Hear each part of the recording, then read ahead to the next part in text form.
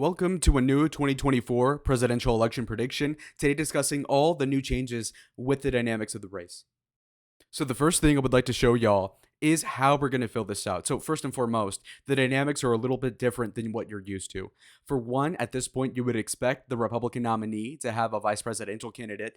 That is so far, it's not the case yet. And so we're basically waiting another month until the RNC in Wisconsin, and we could really see who Donald Trump picks. That being said, I don't think it'll be the deal breaker in this election. So let's move on. We do have a pretty even map as it is now, but I will fill in some of the states that I think I can pretty confidently say will go one way over the other. Chief among them being Ohio, obviously Florida as well. I'm also pretty sure that Colorado will go Democrat as well. You could say New Mexico, but it has been really close. Now watch. Now, what's fascinating about about this new poll in New Mexico is having to do with the fact that we do have a 7-point margin here, which I think is incredibly telling because this is a leaning Democrat pollster for one, the New Mexico Political Report. But what's more is that Trump losing by 7 might seem on paper to be a bad sign, but the state was over 10 points for Joe Biden in yesteryear, which is to say, so if Trump's doing, let's say, 4% better on average, that is a win in the swing states. So that's why you got to lock in and why you need to cross-reference all these state margins. So that's why we're thorough. Now, Virginia has polling that has been very favorable to Donald Trump. I do not see numerically how he could really win the state. This is due to the fact of the huge amount of suburbs, which are pretty much deferential towards Biden and that sort of neoliberal Democrat versus the sort of appeal of Trump. It just doesn't work. And so I think that while these polls are promising for Donald Trump, obviously to be tied or even losing by a little bit, according to the Fox News polls as of a couple of weeks ago, the truth is that I see it as a blue state for now. And things might change, but I'm pretty sure I'm going to be right about this. It should be closer than in 2020, and God knows you would hope so, because if not, then Biden would win re-election. Also, Minnesota is an interesting phenomenon here because we're, of course, dealing with a state that is really complicated. We do have a history where even Reagan, in landslide proportions, winning, let's say in 1984, for example, still lost the state of Minnesota. So there's a lot of coincidences that make you think that these polls that are pro-Trump are a little bit bogus. And you know what? To be completely clear, if these are sponsored by Donald Trump, which it seems to be the case, then of course these will have slanted results. Now, this poll seems a lot more accurate, believe it or not. And this is by the Star Tribune in Minneapolis. And if you look at this public radio poll, you'll notice that Biden's winning by 4. And I think that's actually in line with reality. Again, Biden did pretty good in 2020. So this is not surprising at all. And this does not at all mean that Trump's going to lose the election off of Minnesota by itself. The reason why I point out the fact that Minnesota doesn't matter is because it literally doesn't. We can all agree, whether you think it's going red or blue, that it'll vote more Democrat than will Michigan, Pennsylvania, North Carolina, Wisconsin. So if you're even close to winning Minnesota, which Trump seems to be in poise for, then there is no issue of Minnesota. You could say, well, then it won't be a landslide victory. But again, that doesn't matter. It's about getting in office. And so Minnesota will not matter at all in this election. The next state I wanted to talk about today is going to be the state of New Hampshire. New Hampshire is, like, again, Minnesota, not really important to the outer outcome, to the essential outcome, that is, of this presidential election. That being said, let's just see how it works. So statistically speaking, we do have a lead for Biden as of last month. That was about 3 to 4%. This is pretty accurate. Now, the reason being is that while Joe won the popular vote by 4 or 5 in 2020, he won the state of New Hampshire by over 7, which is to suggest that it's about 3 points more liberal than the standard country variant for the popular vote. And so when you deduce that into common language, it means that Biden winning the popular vote by only 1 in this sort of survey, if you were to extrapolate that to national standards, that means that Trump would win the Electoral College vote and still lose New Hampshire, which is in line with, I think, reality. And so a blue New Hampshire is in the cards, closer than last time, to be sure. But that being said, let's get into more important states. So next up, we're going to do North Carolina. As you can see, the popular vote lead for Donald Trump has increased since my last video. I think it was about 0.5 of a lead. The aggregate has him up by 0.8, which is an incredible thing. Obviously, if you've been following this for as long as I have, about 8 years, you know that Donald Trump has virtually never been leading in the popular vote. And so for this to be the case is astounding to watch. As you guys can all see, North Carolina is very solidified as a Trump state. And you can really tell because not only does Donald Trump have a super high floor rating of 47.8%, but even better than that, you do have Biden at a measly 42.5. So it's not even like 48 to 46, but it's 43 and less for Biden. And so that's a really bad margin for him. It shows a very, very low floor for the state of North Carolina. For the Biden camp. And so it seems prescient for them to probably not invest in the state. It seems very likely that Trump will win the state. And again, this is one of the cornerstones to win the actual election. If you recall, Trump won the state in 2020 barely and proceeded to lose the election, which is to suggest, of course, that this is the prerequisite to even have a shot at winning overall. And so Trump seems to have that state on lockdown. Now, I think the next state we can talk about is going to be Georgia. Now, Georgia's interesting, of course, because it was one of those sleeper flips that a lot of people thought was going to go Republican last time. That being said, we do have a slightly different change where year over year, it's reverted back to the 2016 nomenclature. Electorally, we have Georgia as about a 5-point victory for Republicans this November, which is interesting because, again, like I said, it's in line with about 8 years ago.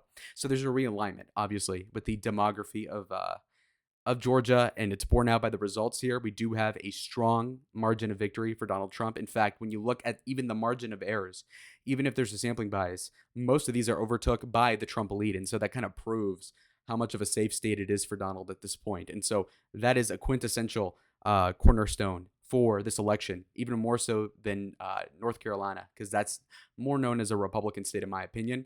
That being said, 251 to 226, Biden's playing defense. He's hoping to God he nabs 2 of the remaining 5 states, in my opinion. So let's move on to Nevada.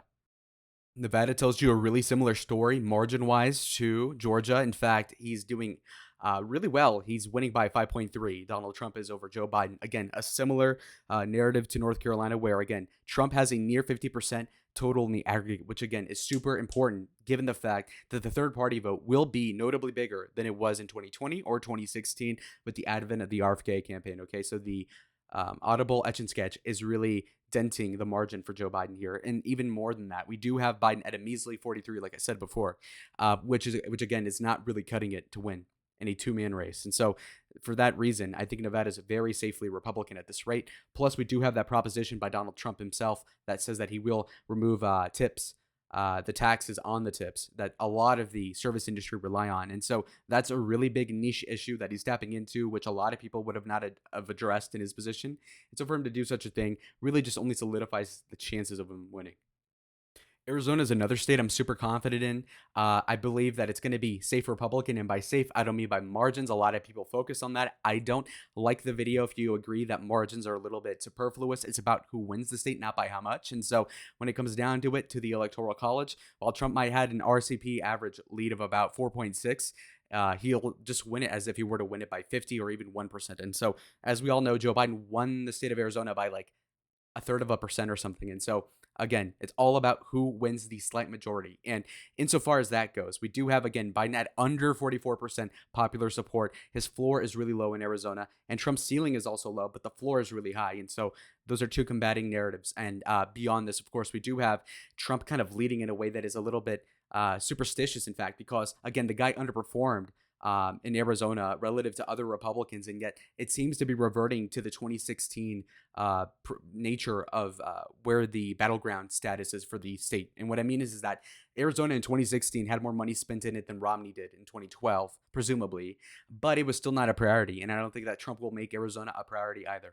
And logically so, because, again, the money ought to be in 3 states, in my opinion. So we're going to have a red Arizona. Trump is already almost winning, and he could tie if he gets the second Nebraska district, which is a difficult thing to quantify because there's not really any money put into surveying the district, which is in Omaha, Nebraska, which is to say that, of course, you're not really in a position to know exactly what's going to happen. And so just to leave it blue is just to keep it safe on my end for predicting this election. But anyway, moving on, we do have 3 states. These are the states that Biden needs to win to kind of solidify a chance of winning. Again, it's not about Biden winning by more than in 2020 because he will for sure not do that. It's about just winning by a technicality, okay? Whether that be a 2000 era margin like a la Bush, that's completely fine. It's just to say, okay, well, we have 3 states as Democrats to really, embolden, and that's got to be Pennsylvania, it's got to be Michigan, and it's got to be Wisconsin.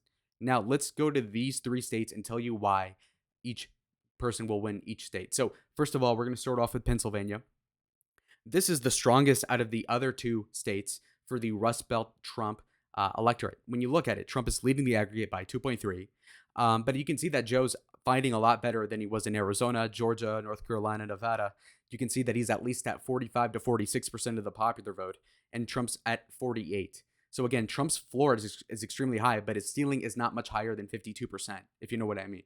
And so Biden does have a maybe 30% chance of flipping the state back to his advantage by the election time. It just doesn't seem to be the case. I mean, if you have even the slightest understanding of graphs, you can see where the trend is going, and it's just ever so slightly inching towards Donald Trump.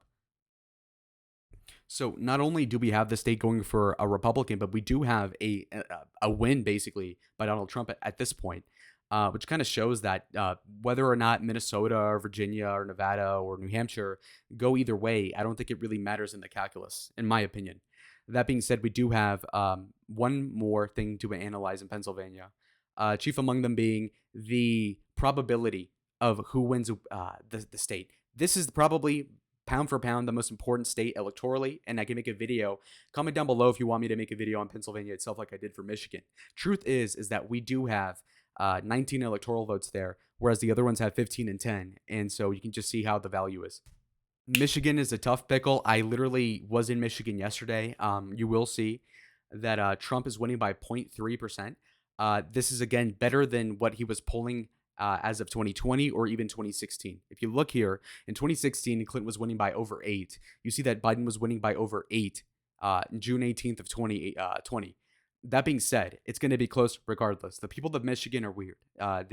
Plenty of them voted for Trump in 2016 or even 2020, turned around and then voted for Gretchen Whitmer's re-election campaign in 2022. It's insane. But that being said, we do have that nomenclature in the state that gives you a zeitgeist that is more so predisposed to going either way depending on where the wind blows. And it really comes down to the end of the election and who's on top at that point. That being said, when we look at it here, you see that Biden's floor is actually extremely high. Again, it's about 47, whereas in the other swing states, he's like at 43 on average. And so for him to be at 47, despite, again, the economy sucking, etc., gives him a pretty good chance at retaining the state. Not as good as Pennsylvania, which is more important, but either way, still substantive to note. And beyond this, again, Trump's floor is pretty high, like Biden's, but the ceiling also isn't great either. And so this 0.3 lead seems to be pretty accurate. As you can see, Trump has had the lead for months at this point, and so I don't see him relinquishing that. But that being said, it will be extremely close, and so it could very possibly go blue as it did in 2020. That being said, we do have Wisconsin left, and I think that this state is also probably easily, bar none, the least important out of these three: Michigan, Pennsylvania, and Wisconsin. I think that the chief state is just, again, electoral college-wise, it's only 10. It's less than Arizona, believe it or not. Now, moving on, we do have Trump up by 0.1. So but this is a razor's edge. You could cut a line of coke with it because it is so razor sharp, and how close this is, you cannot even fathom. Again, 0.1% in an aggregate is a tie. Because if you look at it, you see that you have a margin of error of about 4, 4, 2, 4, 3. So you can see how the possibility and variability of these polls are anywhere from like 2.5 to 4.8. You can see that, Trump winning by 0.1 in one poll could very easily be a Biden plus 1 in another one, or even within the confines of the same thing if you correct for errors. And so this is a very, very tumultuous polling situation. I think this does underscore Trump's support. In fact, I think that Trump's probably going to win the state by maybe 3 or 4. The truth is that that's probably what's going to happen. That being said, we do have a red state regardless of the margin of 0.1. You can see that the polling in Wisconsin, I don't know why this is the case.